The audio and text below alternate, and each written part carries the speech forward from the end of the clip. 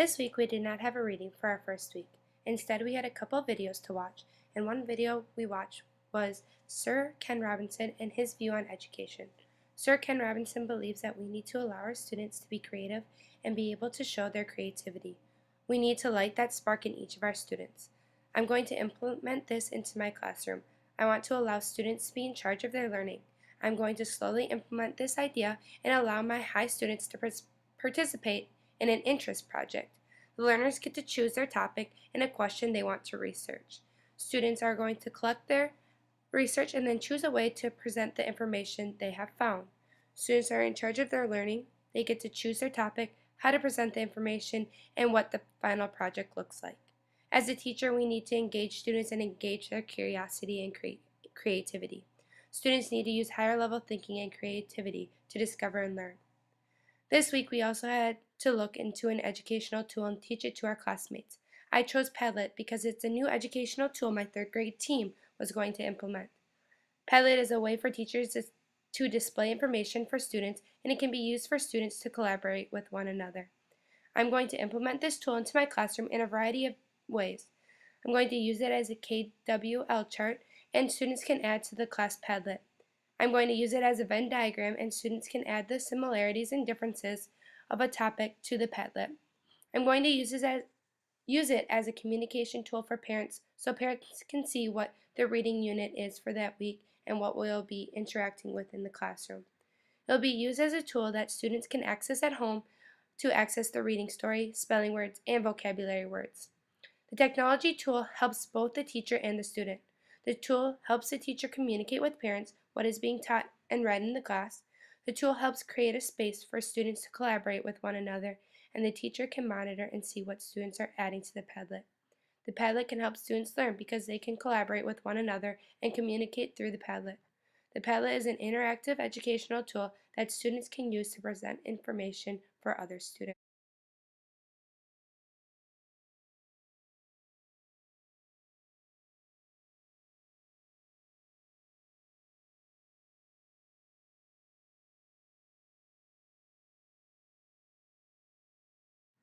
This is the first week we have engaged with our class text. The first chapter in our textbook was about the technology use in classrooms and how teachers and students need to become 21st century learners. The text laid out multiple different standards that can be used to assess the type of technology being used in the classroom. We also took the time to read and research about the different standards that assess the use of technology in our classrooms. With our discussions groups, we had to decide which set of standards we found more appealing and would use in our classroom. Between the NET, the CAEP standards, and TPAC, the set of standards that I thought best supported giving teachers the skills to successfully integrate technology into teaching is the NET standards. My group and I agreed that the NET standards were the best choice. I'm going to implement the NET standards into my classroom and use the standards as a guide when implementing and integrating technology tools into my teaching.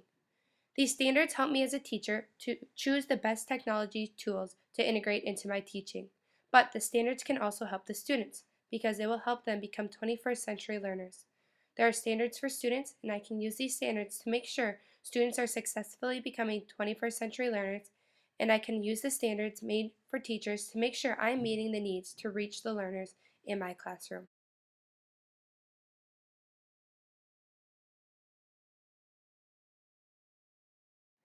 This week was revolved around deciding if multiple intelligences theory is correct or if learning styles exist. I took the stance that multiple intelligences theory exists, that everyone has types of intelligences that can be used for learning. Gardner dismissed the idea of learning styles because he said that all people have multiple intelligences, some might be stronger than others. After doing some research, I found myself agreeing with Gardner. While researching, I found a research that was done where the learning style was changed each time a topic was presented, and the learner showed to retain the same amount of information each time. In conclusion, it doesn't matter if a student is learning with the preferred style or not, they are going to learn and retain the same type of information. I agree that some people learn in preferred ways. Some students like performing hands-on activities and learn in a kinesthetic way. But when given the same topic in a visual way, the learner will still show the same amount of information learned and retain the same amount of information. That is why I lean towards Gardner's argument that multiple intelligences exist rather than learning styles. My group came to the conclusion that multiple intelligences theory was more accurate, but we could not dismiss learning styles because students might engage more in a preferred style of learning. Another activity we did this week was find principles for effective teaching. This activity was very helpful because it made me evaluate my teaching and decide what the most important principles were in teaching. I analyzed my teaching and my goals to help complete this project. Since I just went through student teaching using the Danielson model, I relied on the model to help lay out principles for effective teaching. The school I teach at also uses the Danielson model to evaluate teachers, so it was a good choice to use for this project. What I found is that the most important thing in teaching is connecting with students, building that respect and rapport, and creating a safe environment where students feel encouraged to learn. This is the most important principle, and that is why I make sure to spend time getting to know my students in the beginning of the year and performing many team building activities to make the class feel like a team or a family. I also make sure to hold a morning meeting every morning to ask the students how they are doing and what they did that weekend or the night before. This builds rapport and shows that I care about each and every one of my students. This week was mainly focused on the Assure model and writing lesson objectives. One thing I'm going to take away from this week is writing lesson objectives. I found this activity very useful because it challenged me to stick to the ABCD model, audience, behavior, condition, and degree. These types of objectives tell exactly what the learner is going to do and how it's going to be assessed. Though in our school we do not use objectives like these, I will implement into my own practice to make sure that I always have a behavior, condition, and a degree for my lessons. My school uses brief I can statements so students can discuss what they are learning. Writing the objectives as an ABCD model will help me when I'm teaching the same lesson the next year. I will know what my behavior is, the condition, and the degree in which I am assessing students. This week, we also presented ways to evaluate and revise lessons. I really analyzed my own teaching and my own evaluation strategies to help with this project. Assessments are very important, and the data collected can drive flexible intervention groups and drive personal learning. Assessments should happen prior to the lesson, during the lesson, and after the lesson. I found a couple of different technology tools to help me evaluate my students. I will use Prodigy to assess students on math topics. I will assign assignments to students and use as a pre-assessment to what will be taught in class. And I will also use it as a post-assessment to see what information was retained after the lesson had been taught. Depending on how the students did on the assessment, I can use the data collected to drive my flexible groups. I will also use the tool Socrative to use for pre-assessments, ongoing assessments, and post-assessments. The ongoing assessments interest me the most. Students will have access to iPads and will answer quick questions during the lesson. This will give quick data to see what students understand the lessons and can perform the tasks individually and which students need more support and practice. One last thing that I want to implement in my classroom is the use of evaluation sheets. I want students to be in charge of their own learning and use self-evaluation sheets. This will give students time to reflect on how they thought they did. I will also I also want to give teacher evaluations to my students so I know what their thoughts were on how I taught the lesson.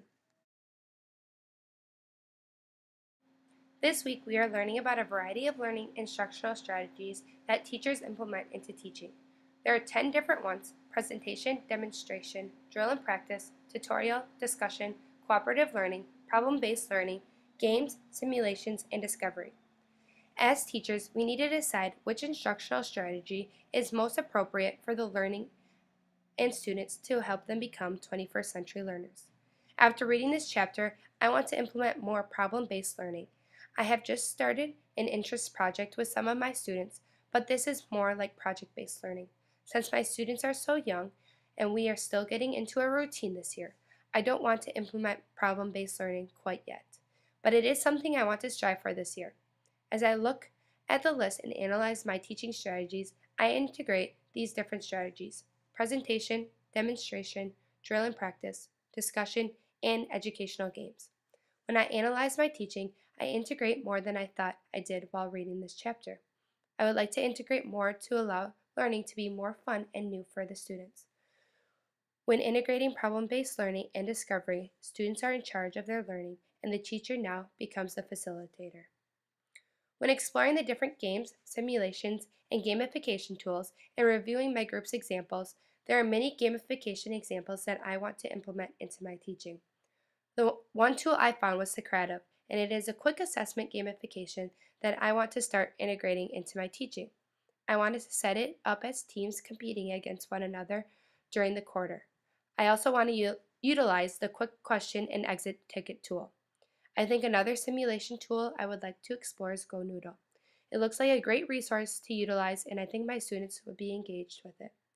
I have recently started using Class Dojo in my classroom. I created an account a while back after finding the behavioral management tool on Pinterest. After reading one of my group members' examples, I tried implementing Class Dojo in my classroom this week. The class seemed to love the idea of receiving points and receiving awards for positive behavior. The main problem that I have in my classroom is blurting.